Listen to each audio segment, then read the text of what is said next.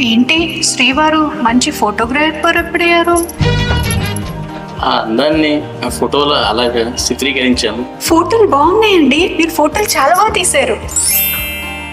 అవునా, thank you. ఒక అమ్మాయి అందాలని చూడాలంటే అమ్మాయి ఏ యాంగిల్లో అందంగా ఉంటుందో మా మగాళ్ళకే తెలుసు.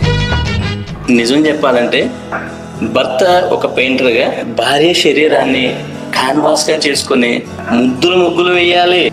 ఒక పని మనిషిగా ఒంటి పని చేయాలి. ఒక భక్తుడిగా సమస్తం అర్పించాలి.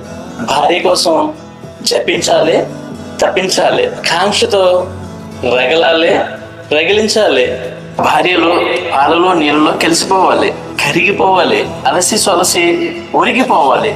అదే అసలైన సంభోగం. ఏమిటో శ్రీవారికి వరదలా పొంగుతుంది కవిత్వం. నీలాంటి అనుకూలమైన